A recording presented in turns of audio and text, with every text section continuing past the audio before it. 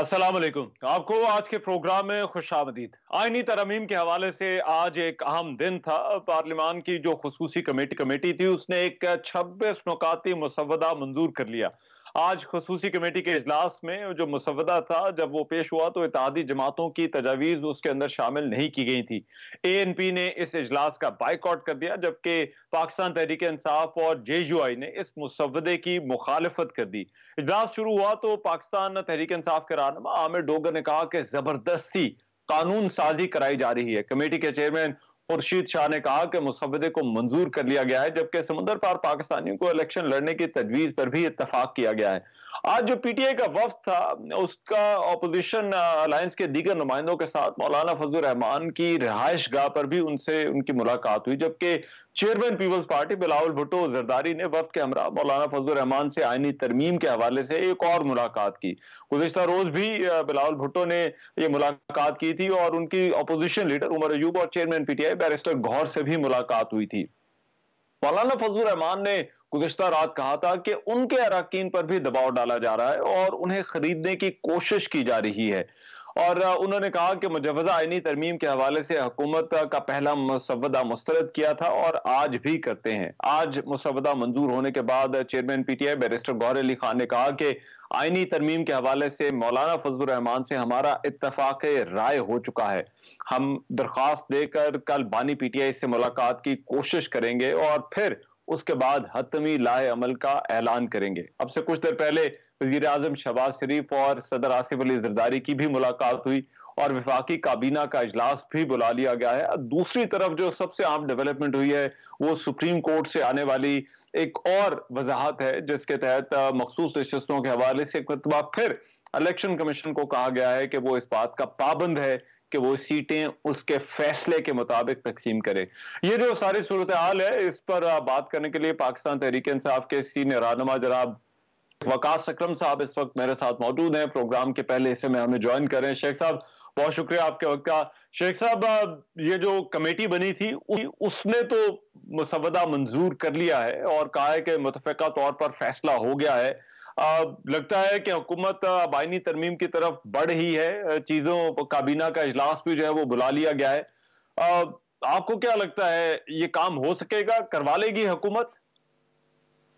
देखिए रहमान भाई, बात यह है कि हुकूमत तो पिछले कई दिनों से आईनी तरमीम की तरफ बढ़ती चलती हुई नजर आ रही है हमें, मगर समहाउ हुकूमत चल तो रही है मगर आईनी तरमीम तक पहुंच नहीं रही है।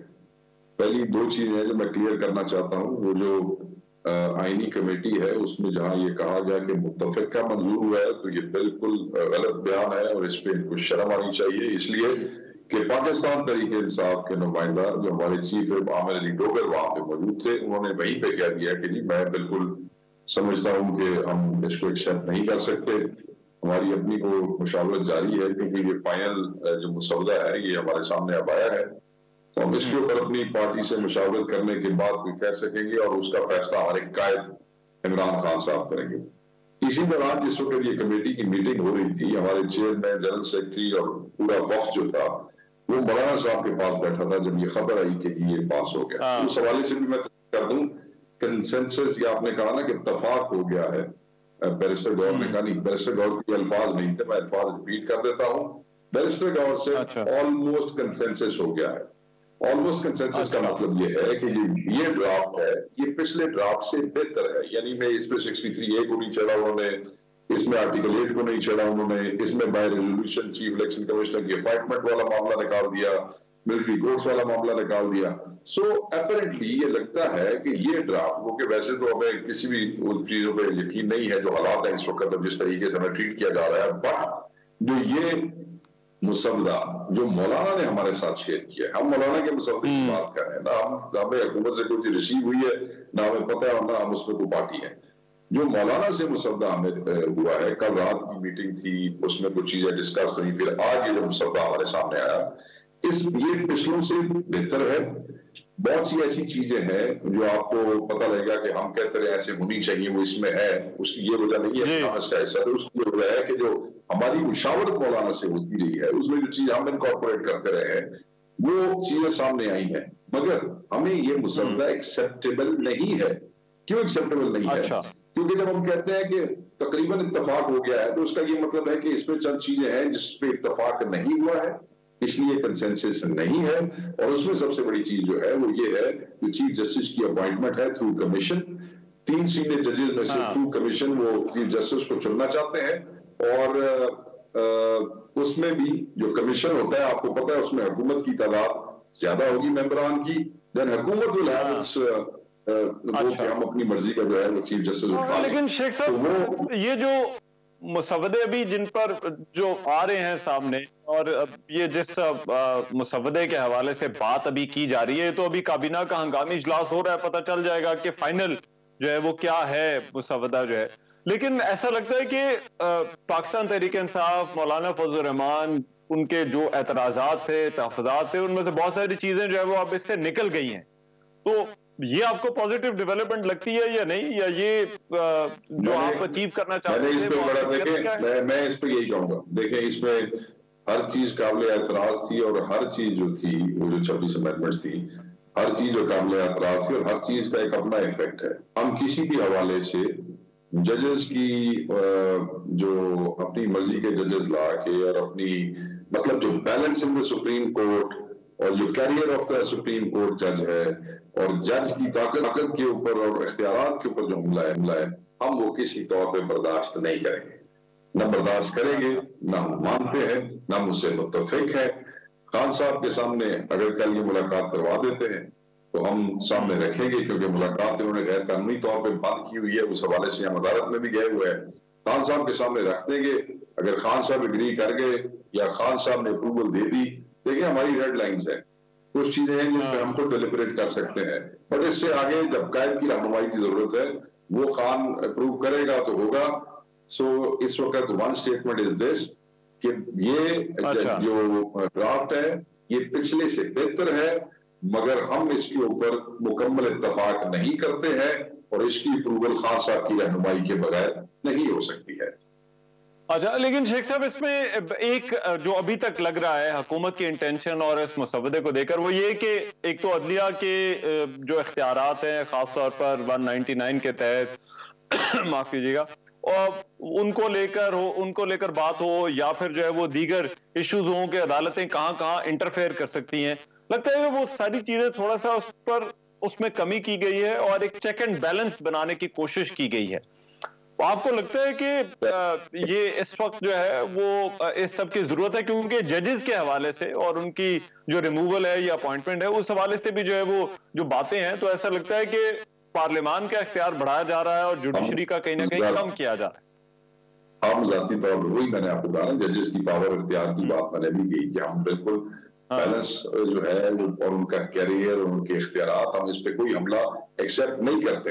देखें बड़ा वाज़ेह है कि हम तो पहले समझते हैं और हम स्टिल मेंटेन दैट पोजीशन कि ये जो फॉर्म 47 की जो गवर्नमेंट है इसकी कोई लेजिटिमेसी नहीं है कि आईनी तरमीम इतनी इस पार्लियामेंट से करवाए, और क्योंकि लेजिटिमेट नहीं है, नंबर पूरे नहीं थे।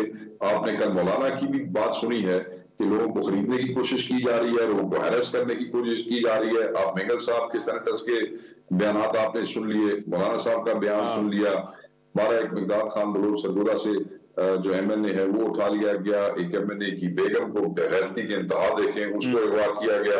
कल एक लिया इस करोड़ में मजीद न्याजी की बेगम एमएनए है, उनके घर बाकायदा तौर पे पुलिस ने मुसल्लह हमला किया जिसमें पूरी रात फायरिंग करते रहे, उनको हरासा करने के लिए। लोगों के कारोबार बंद हुए, लोगों के बच्चे अगवा हुए, लोगों की फैमिलीज और दोस्तों को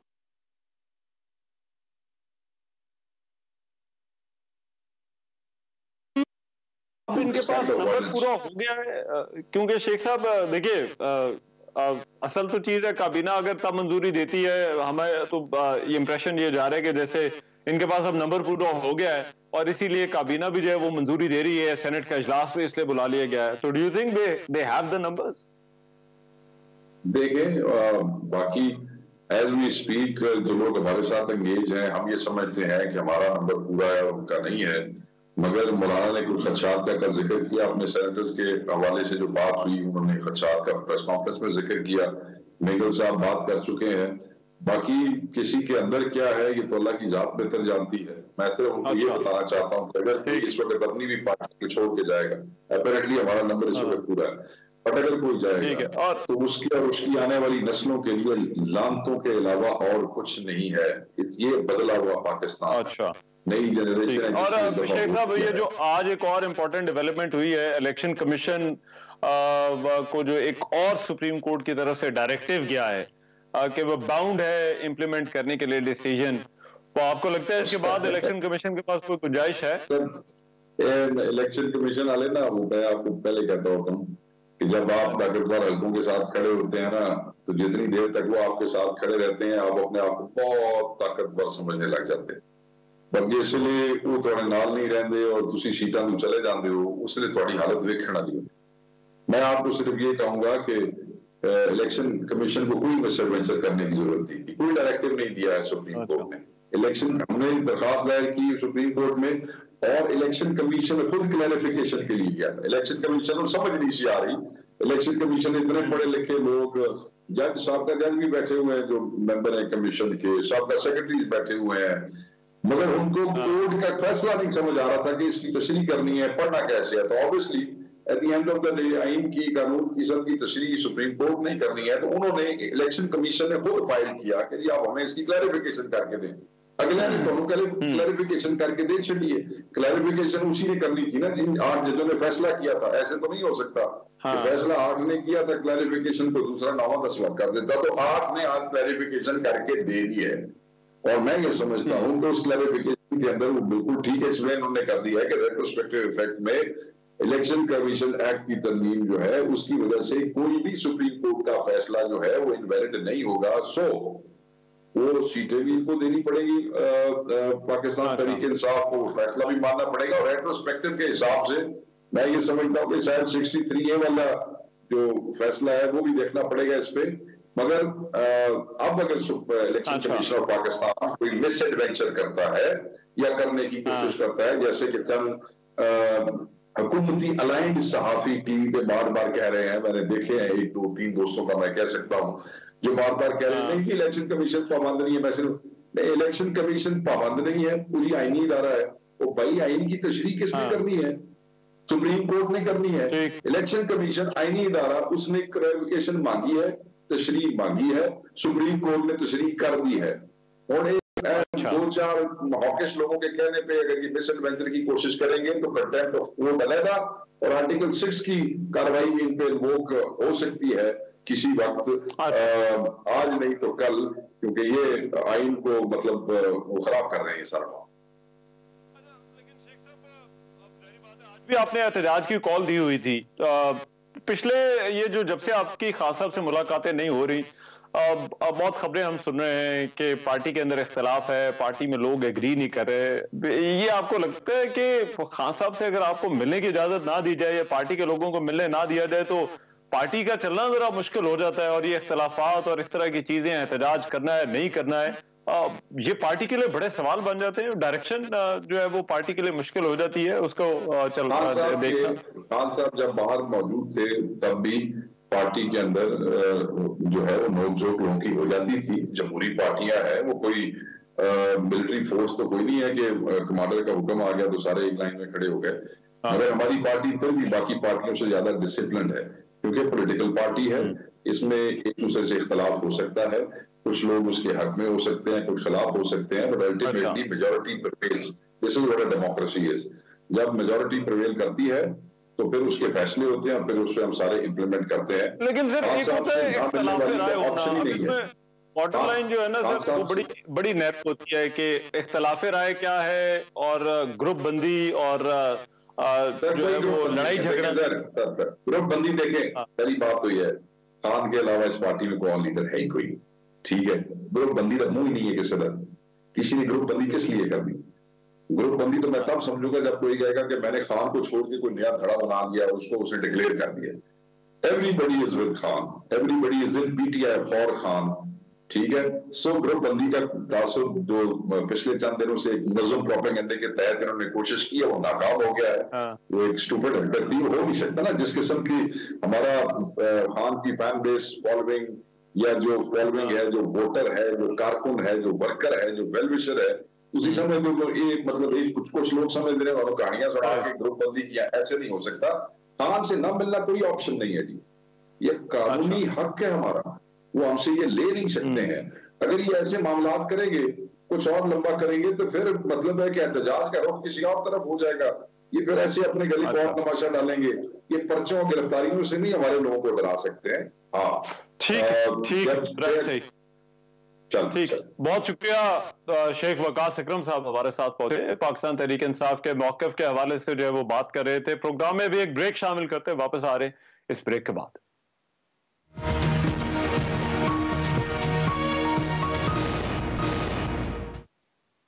वेलकम बैक। पार्लियामान की खुसूसी कमेटी ने 26 तरामीम पर मुश्तमिल आईनी तरमीम का मुसवदा मंजूर किया और हुकूमत ने पहले ये 56 नुकाती एजेंडा पेश किया, लेकिन अब ये 26 नुकात का रह गया है। मीडिया रिपोर्ट्स के मुताबिक इसे जो है वो तरमीमी एक्ट 26वीं तरमीमी एक्ट 2024 का नाम दिया गया है और इसमें बहुत सारी जो मामलात थे, जो मुतनाज़े थे, उन पर जो है वो अभी ऐसा लगता है कि हुकूमत ने रुक जाने का फैसला किया। मुसवदे में आर्टिकल 175A में तरमीम तजवीज़ की गई है, जिसके मुताबिक चीफ जस्टिस ऑफ पाकिस्तान की तकर्री खुसूसी पार्लिमानी कमेटी करेगी और खुसूसी पार्लिमानी कमेटी सुप्रीम कोर्ट के 3 सीनियर तरीन जजेस में से एक को नामजद करेगी। मुसवदे के मतन में यह भी कहा गया है कि सुप्रीम कोर्ट के जजेस की तैनाती के लिए जुडिशल कमीशन की भी तश्कीली नौ होगी और चीफ जस्टिस जुडिशल कमीशन के सरबराह होंगे। सुप्रीम कोर्ट के 4 सीनियर तरीन जजेस जुडिशल कमीशन के अराकीन होंगे। जुडिशल कमीशन में वफाकी वजीर कानून और attorney general of Pakistan bar council का एक नुमाइंदा भी होगा। मतन में यह भी कहा गया है कि कौमी असम्बली और सेनेट से 2-2 अराकीन जुडिशल कमीशन के रुकन होंगे। जुडिशल कमीशन में कौमी असम्बली और सेनेट से हुकूमत और अपोजिशन का एक नुमाइंदा लिया जाएगा और पार्लियामान की जो कमेटी थी उसकी सिफारिश पर चीफ जस्टिस का नाम जो है वो वजीर आजम सदर मुमलिकत को भिजवाएंगे। किसी जज के इनकार की सूरत में अगले सीनियर तरीन जज का नाम जो है वो ज़ेरे गौर लाया जाएगा और चीफ जस्टिस की जो मुद्दत मुलाजमत है वो भी अब 3 साल की होगी। बहरहाल ये जो मुसवदा है, इस हवाले से काबीना का जो एक हंगामी इजलास है वो भी बुला लिया गया है। फाइनल वर्ड जो है वो पता चलेगा कि उस काबीना के इजलास में क्या बातें सामने आती हैं। लेकिन दूसरी तरफ मखसूस नशिस्तों के हवाले से सुप्रीम कोर्ट की आज एक दूसरी वजाहत भी आई है। तो ये जो सूरत हाल है इस वक्त हुकूमत के लिए, इस पर बात करने के लिए हुकूमती रहनुमा मेंबर कौमी असम्बली बिलाल अजहर कियानी साहब इस वक्त मेरे साथ मौजूद हैं। उनसे इस मुसवदे के हवाले से और फिर ये जो इस सूरत हाल का सामना है सुप्रीम कोर्ट की दूसरी वजाहत के बाद इस हवाले से बात करते हैं। बिलाल कियानी साहब, बहुत शुक्रिया आपके वक्त का। बिलाल कियानी साहब, ऐसा लगता है कि हुकूमत बहुत सारे जो कंट्रोवर्शियल इश्यूज थे जिनमें आईनी अदालत का भी क़याम का मामला शामिल था, उनसे पीछे हट गई है। क्या इसकी मुमकिन तौर पर वजह हो सकती है? जी, बिस्मिल्लाहिर्रहमानिर्रहीम। रहमान साहब, बहुत शुक्रिया जी अपने शो में दावत देने का। रहमान साहब, देखिए, पीछे हटने की तो बात नहीं है, बात बुनियादी तौर पे ये है कि आपने देखा कि हुकूमत ने भी, आई थिंक पीपल्स पार्टी ने भी बड़ी एक एफर्ट की है।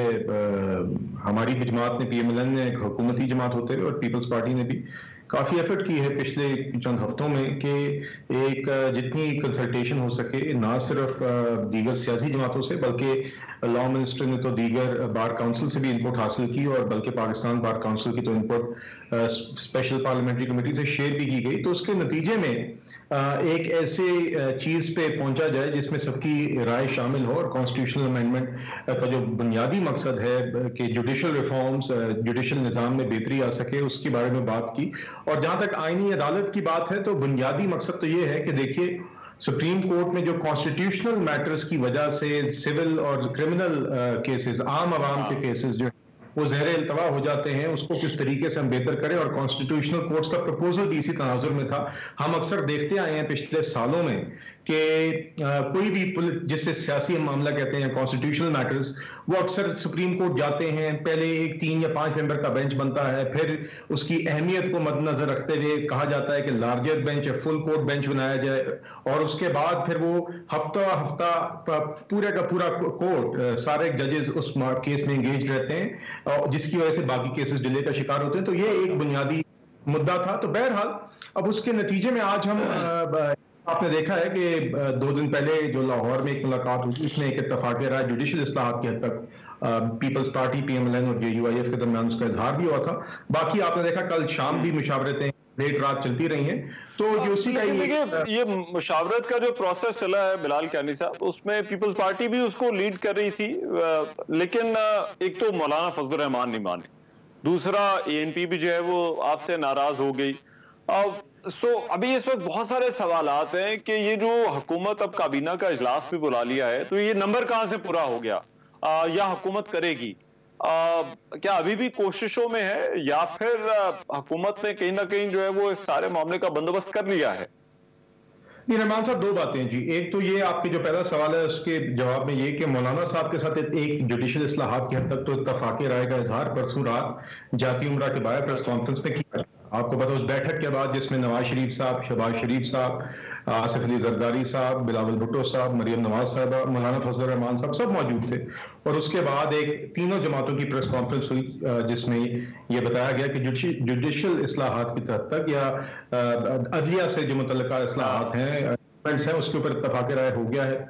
दूसरी बात यह है कि देखिए जहां तक नंबर्स की बात है, हमने पहले भी कहा है कि इवन विदाउट मौलाना साहब हमारे नंबर्स हमें ये कॉन्फिडेंस है हुकूमत को भी, पीपल्स पार्टी को भी, मगर हम ये चाहते हैं कि अगर मौलाना साहब के साथ इत्तफाक राय के साथ तरमीम आती है तो और बेहतर होगा। मकसद सिर्फ ये नहीं था कि मिनिमम नंबर हो, हालांकि मिनिमम नंबर से भी अगर हमें जरूरत पड़ती है तो हम फिर उसका भी वो भी एक ऑप्शन अवेलेबल है, मगर मकसद ये था कि जितना ब्रॉड कंसेंसस हो सके और मौलाना साहब भी अगर हम हमारे साथ इत्तफाक राय कर सकें तो यकीनन हम उसको बेहतर समझेंगे। तो यही एक जमहूरी और सियासी तरीकाकार होता है, ये एफर्ट ऐसा था।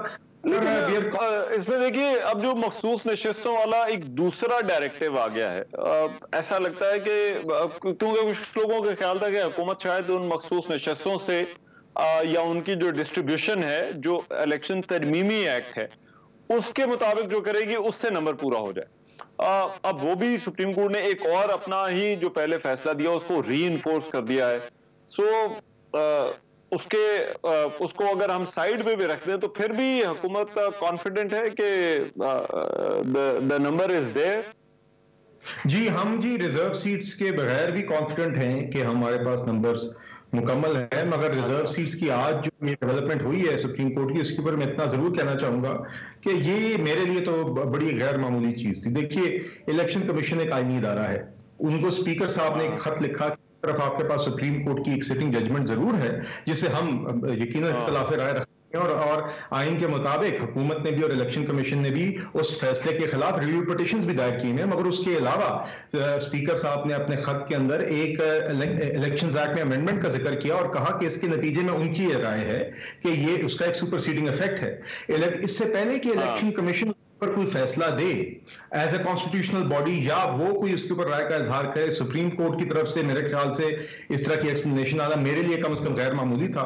और मेरे लिए ये भी इसलिए गैर मामूली है क्योंकि मेरे ख्याल में इस तरह की क्लैरिफिकेशन इशू करने से बेहतर है कि जो रिव्यू पिटीशन पेंडिंग है उस फैसले के खिलाफ जिसके ऊपर हम सबको हुकूमत को, इलेक्शन कमीशन को इटसेल्फ सेपरेटली शदीद तहफ़्फ़ुज़ात हैं, जिसमें एक ऐसी जमात जिसने ना वो सीटें मांगी कोर्ट के अंदर उसको भी सीटें दे दी गई और एक क्लॉक रोल बैक की गई है बाकायदा उस फैसले में। तो हम ये तवक्को करते हैं कि इस तरह की एक्सप्लेनेशंस के बजाय सुप्रीम कोर्ट उन रिव्यू पिटिशंस को इंटरटेन करे, उसकी तफसीली हेयरिंग सुने और जो हमें ऑन द सरफेस भी वो फैसला गलत लगता है उसको उस तरीके से एड्रेस करे, बजाय इसके किस तरह की क्लैरिफिकेशन इशू करे। मेरे नजदीक वो बेहतर होगा। और मेरे नजदीक इलेक्शन कमीशन को अभी भी वो एक कॉन्स्टिट्यूशनल बॉडी है जहां पे उसके पास एक सुप्रीम कोर्ट का एक फैसला है, वहां स्पीकर साहब की चिट्ठी भी है, तो आइन और कानून के मुताबिक। लेकिन सर देखिए जो ओवरऑल एक इंप्रेशन है बिलाल कहन साहब वो ये है कि या तो ये जो पूरा प्रोसेस है आईनी तरमीम का,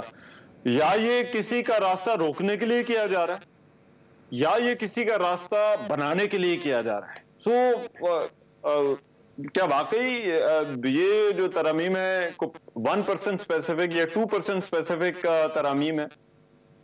नहीं जी, देखिए ऐसी हरगिज भी बात नहीं है। मैं तो बल्कि कहूंगा कि जो इसके मुखालिफिन है और बिलखसूस एक जमात, बल्कि मैं PTI का नाम लेना चाहूंगा, पर्सन स्पेसिफिक तो वो हुए में है सिटिंग चीफ जस्टिस के खिलाफ, और आज से नहीं। वो पर्सन स्पेसिफिक हुए में है जब से उन्होंने एक प्रेसिडेंशियल रेफरेंस डाला था, आपको याद होगा जब इमरान खान साहब वजारत उज़्मा पे मुसल्लत थे, तो उस टाइम से उनको अपनी कीवीज भी नजर आती है और इसीलिए बार बार वो उनका नाम लेते हैं, हालांकि हमारी तरफ से किसी भी फर्द वाहिद का नाम भी नहीं निकलता और हम हमेशा एक इंस्टीट्यूट बेहतरी की बात करते हैं। इसीलिए हमने ये कहा है कि जुडिशल कमीशन के अंदर भी पार्लियामान की नुमाइंदगी बढ़नी चाहिए, ताकि और ना सिर्फ ट्रेजरी मेंबर्स मतलब कि हुकूमती मेंबरान हो, बल्कि अपोजिशन के भी मेंबरान हमने उसमें तजवीज किए हुए हैं। इसी तरह कॉन्स्टिट्यूशनल कोर्ट की दलील मैं आपको ऑलरेडी दे चुका हूं। तो देखिए, हमारा फोकस इस निजाम की बेहतरी और इसकी इंस्टीट्यूशनल इस्लाह में है, किसी फर्द वाहिद या कोई स्पेसिफिक नहीं है जी इस तरह सच। ठीक है, राइट। बहुत शुक्रिया बिलाल अजहर कियानी साहब हमारे साथ मौजूद और बात कर रहे थे मुस्लिम लीग नून के मौक़िफ़ के हवाले से। प्रोग्राम में भी एक ब्रेक शामिल कर रहे हैं, वापस आ रहे हैं इस ब्रेक के बाद।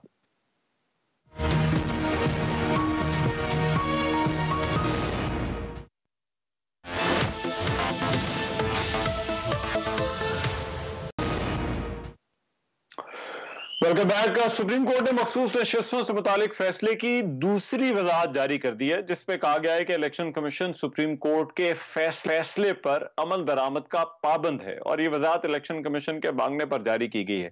दूसरी वजाहत 2 सफ़ात पर मुश्तमिल है, जिसमें सुप्रीम कोर्ट ने कहा है कि इलेक्शन एक्ट में की गई तरमीम माजी से तलाक करके सुप्रीम कोर्ट के 12 जुलाई के फैसले को बेअसर नहीं किया जा सकता। अदालती मुख्तसर हुक्मनामे के बाद इलेक्शन एक्ट में की गई तरमीम का फैसले पर कोई असर नहीं होगा।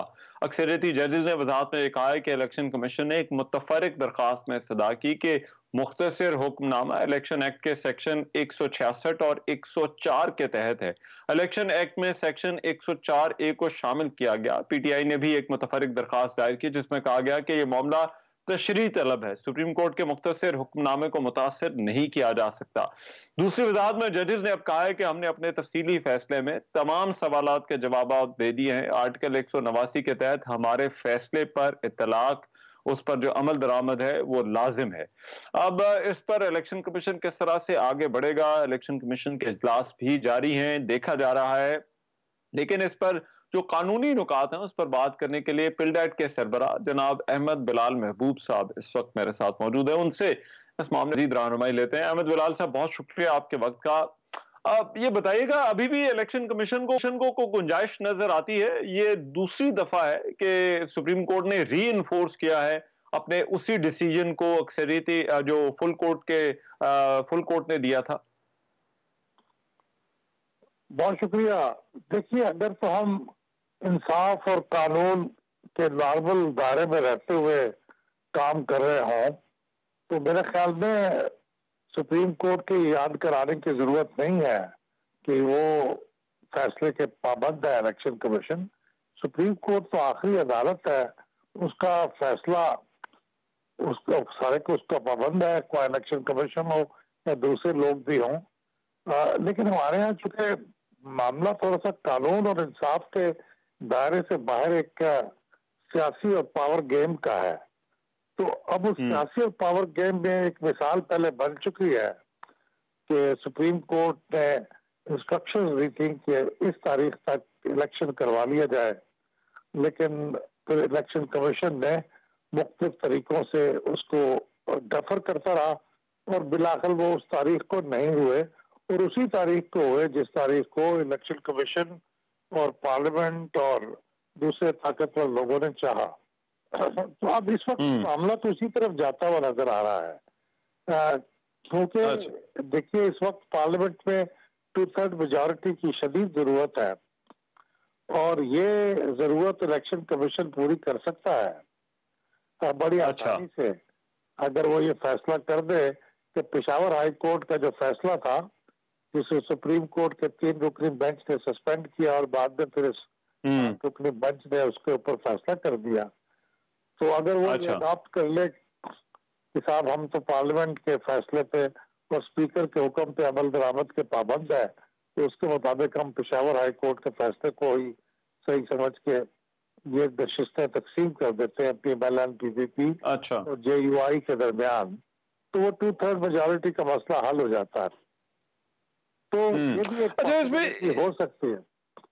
ठीक है, एक और चीज बताइएगा, कुछ लोगों का ये ख्याल है कि जो है वो सुप्रीम कोर्ट के फैसले में मौजूद था कि तरमीम की सूरत में नए कानून पर अमल दरामद होगा। ये इंप्रेशन ठीक है या नहीं, जो तफसीली फैसले को देखते हुए?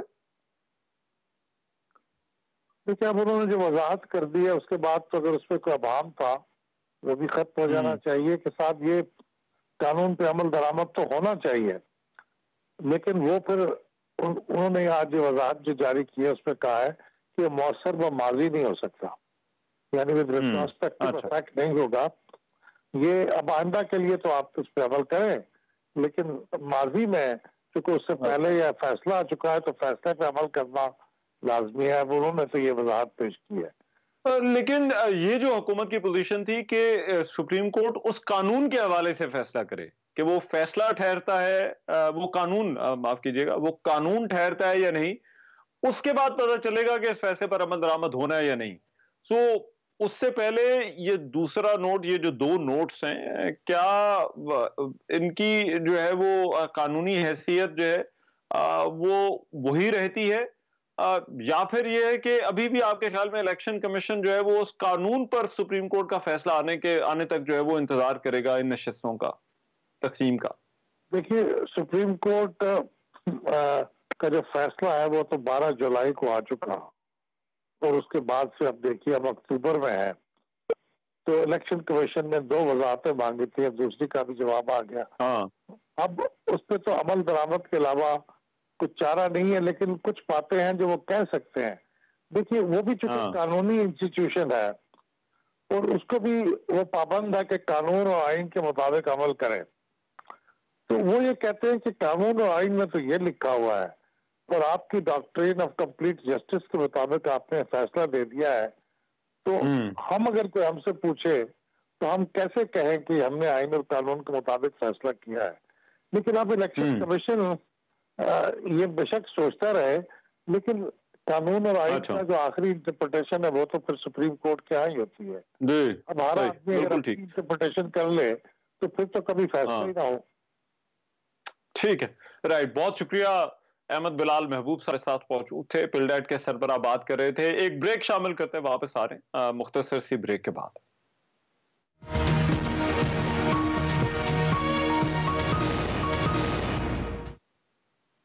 Welcome back after the break. Cricket के मैदान से को फाइनली अच्छी खबर आई है। मुल्तान में जो टेस्ट मैचेस की सीरीज है वहां पर पाकिस्तान ने इंग्लैंड को 152 रन से शिकस्त देकर 3 साल के बाद अपने होम ग्राउंड पर कोई मैच जीता है। दूसरे टेस्ट मैच में पाकिस्तान की कामयाबी के बाद जो है वो 3 मैचेस की सीरीज अब 1-1 से बराबर हो गई। अहम बात यहां पर जो स्पिनर्स ने किया वो थी, और तमाम जो विकेटें थी मुखालिफ टीम की 20 विकेटें वो पाकिस्तान के स्पिनर्स ने हासिल की। गुज़िश्ता मैच में इंग्लैंड की 10 विकेटें भी जो है वो ना लेने वाली पाकिस्तानी टीम के 2 स्पिनर्स नुमान अली और साजिद खान ने इस मरतबा इंग्लैंड के खिलाफ हैरानकुन बॉलिंग का मुजाहरा किया, और क्रिकेट की तारीख में ऐसा 52 साल बाद हुआ है कि किसी टीम के 2 खिलाड़ियों ने मुखालिफ टीम के तमाम 20 खिलाड़ियों को आउट किया। मैच में मजमूई तौर पर नुमान ने 11 और साजिद ने 9 विकेटें अपने नाम की। होम ग्राउंड पर जो खराब कारकर्दगी थी उसका आगाज 2022 में ऑस्ट्रेलिया के खिलाफ सीरीज में हुआ था। फिर इंग्लैंड की टीम ने पाकिस्तान को होम ग्राउंड पर क्लीन स्वीप किया, उसके बाद न्यूजीलैंड, बांग्लादेश की टीमों से भी हम हार गए, कोई हमें फतह नहीं मिल सकी, और हमारी जो कारकर्दगी थी वो तनकीद की जद में भी रही। बहुत से क्रिकेट एक्सपर्ट्स ने पाकिस्तान की खराब कारकर्दगी की वजह पीसीबी की परफॉर्मेंस और वहां पर जो सियासत हो रही थी उसको करार दिया, लेकिन फिर साथ ही साथ पाकिस्तान के खिलाड़ियों की जो फिटनेस है उसका भी एक मसला रहा है। लेकिन आज के मैच में पाकिस्तान ने को दिखाया है कि हम गेम में जो है वो वापस आ सकते हैं। इस मुतासिर कुन परफॉर्मेंस जिसका मुजाहरा किया है, देखना यह है कि क्या ये एक कमबैक बनती है या फिर जो है वो ये सिर्फ एक वन ऑफ कारकर्दगी जो है वो आज हमारी टीम ने जो है वो दिखाई। लेकिन उम्मीद की जानी चाहिए कि टीम जो है वो यहाँ से एक कमबैक करे। देखना होगा कि क्या सियासत ही इसकी वजह है या फिर ये कि एक टीम जो है वो उसके लिए और भी जो मामलात हैं वो जरूरी होते हैं। प्लेयर्स इस मरतबा जो है वो नए शामिल किए गए थे, तो ये हमारे लिए आम होगा कि यहाँ से जो सफर है टीम का वो बेहतरी की तरफ जाए। आज के प्रोग्राम से इतना ही। मेजबान रहमान इजाजत दीजिए, अल्लाह ने के बाद।